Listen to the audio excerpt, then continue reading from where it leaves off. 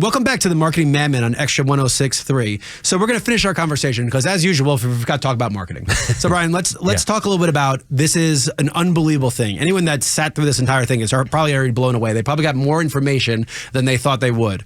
However, there's a lot of preconceived notions about downtown. How do you market this? How do you get people excited? Yeah. But how do you change perceptions? And how do you get people to give it a chance? Because it sounds like if they give it a chance, they're going to get down there and they're going to be blown away. So what does the strategy look like? And all the things you've done, damage control, you've done economic development, all these things that they taught you, all this comes into play here. It's crazy. Talk about what your vision is for how you get this word out and what message you have to people about the property and what it's going to be like. So I have a colleague who works with us, his name is Ben Reeves, and he said this to me like 2 years ago. He's the best marketing is construction cranes in the air.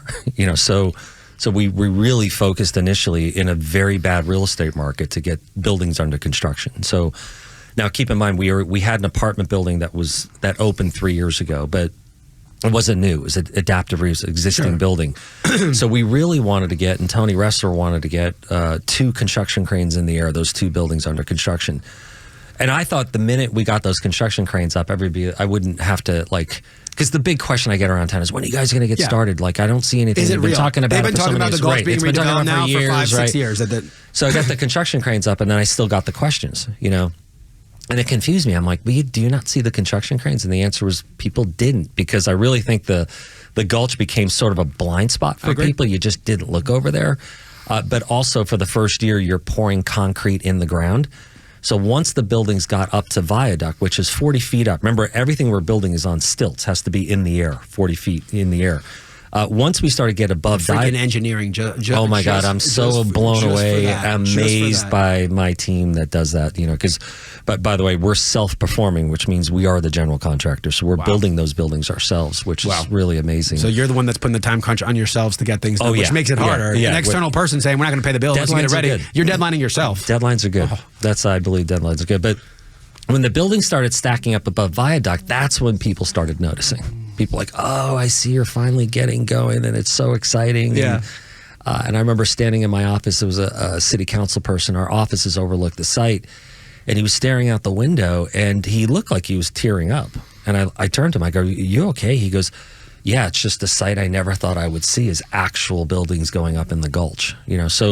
So from a marketing perspective, that's like the number one thing. The second, it makes it real. It's got to be tangible before you can market it. It's got to be something that's tangible and real. The second thing we did really was when I got there, they had a brand. So it was Centennial Yards, a certain brand, but it was black and yellow. Okay. Right. Okay. Pittsburgh Steelers. Yeah, I was going to say. Right.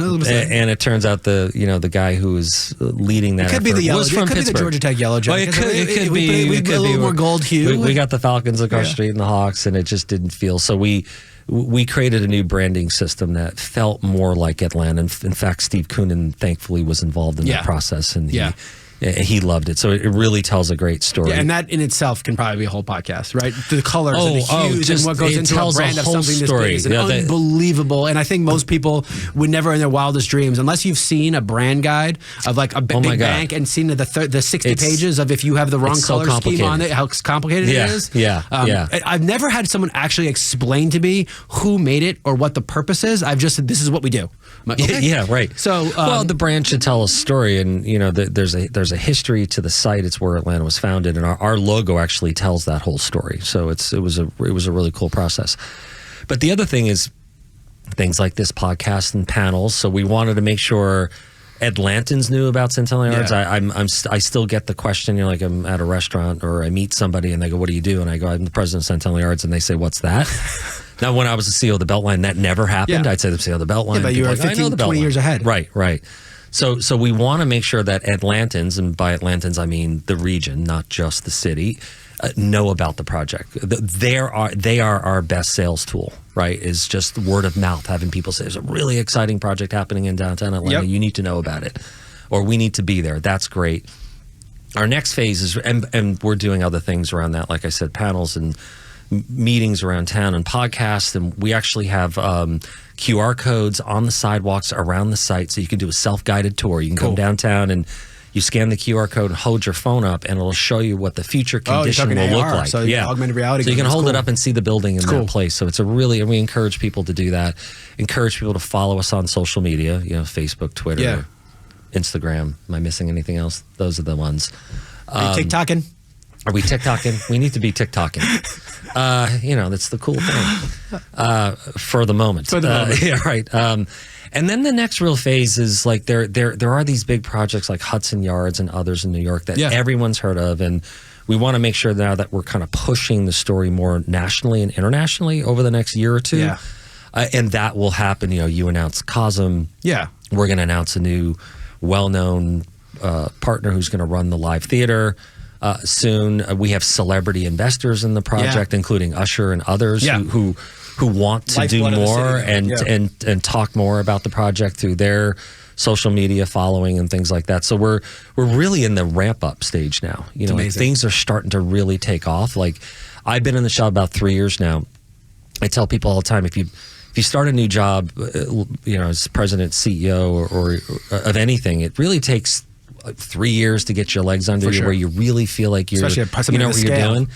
And we're there now. Like, there's awareness, there's construction, there's money, and we're really moving as fast as we possibly can. Yeah, buzz, excitement. I think one of the funniest things is when I first moved here, I knew nothing about Atlanta, right? I knew that like Outkast was from here. Like, that was the end of it. Like, and I got here and I grew more Southern as the years went. You get your big green egg. Like, you just all of a sudden say y'all. Yeah. So, but it took me 3 weeks to realize. I was telling everybody, oh my God, you have no idea how Atlanta is. All my friends in New York, and I go, you know what? I don't want any of you here. Let me just stop telling people about the city. So how do you walk that fine line of like, look, this is this amazing mega place, but just come as a tourist. We don't want you here. How do you walk? We want everybody here. I'm joking. But that being said, you also don't want the city to completely change what it looked like and forget the charm that brought us here. And it's a it's a fine line to walk. Well, it's funny you say that, because somebody just yesterday we had a Korean delegation in the office yesterday, and somebody asked me the question, what keeps you up at night? So besides everything, there's a couple of things, but one of them is, how do we make sure that we create a project so that when you're sitting in the middle of Centennial Yards 8 years from now, you're having a cup of coffee, and whatever you're seeing, feeling, hearing couldn't be anywhere else but Atlanta. Like, it's like, how do we make it unique to Atlanta? That keeps me up at night, because it would be easy to fill it with a Fuddruckers and a Starbucks and all the other things where you could be in anywhere city in America. Yeah. But how do you make it so that you're in Atlanta, and whatever you're looking at and feeling and hearing and seeing and smelling is unique to Atlanta? So that's really the next phase of this, is to make sure that you have this good combination of, you need some of the national stuff as we host these big global events and the convention center, et cetera. But how do we showcase Atlanta as well? So, like, one of the ideas, you being an Atlantan by choice, as I am, is you learn about all the amazing people that come from Atlanta, actors, and in particular music. Like, I argue, and I'll win this argument, that Georgia is better at music than any other state in America. Like, just from, because we have it all. It's not just country or one genre. We have it all. But R.E.M., Allman Brothers, Ray Charles, it goes on and on. Yeah. But you wouldn't know it. So I want to do like a walk of fame in Centennial Yards, where people can say, like, I didn't know Gladys Knight was from Atlanta. Like, I did not know that before I moved here. Right. So you have to be an Atlantan to know a lot of that stuff too. You do, you're proud you shouldn't be. But everyone should be. Like, Nashville does a great job at marketing itself as a music city, and I think we could be doing a much better job. I mean, the whole notion of Atlanta influences everything. I believe that. It's true. Yeah. And I think Centennial Yards could be a showcase for that. Not just music and art and entertainment, but businesses. Like, we envision innovation centers, and the big corporations having presence in Centennial Yards with their sign up on the building, so that I think it could, if we do it right, it could be a real showcase for the entire region. So much goes into each one of those things. So that's the thing, is like, everyone wants to do all these things, and you'll probably pick and choose, and it'll develop and it will become a living thing, which is what I'm most excited about. So Brian, our time is done. This has been awesome. Tell just real quick, what are the social handles? How do they find you? What's the best place to look? At Centennial Yards. There you go. At Centennial Yards. Yeah. There you go. Yeah. Hit them up on socials, find out, and most importantly, come check it out. You've been listening to Marketing MadMen on Extra 106.3. We will catch you next week.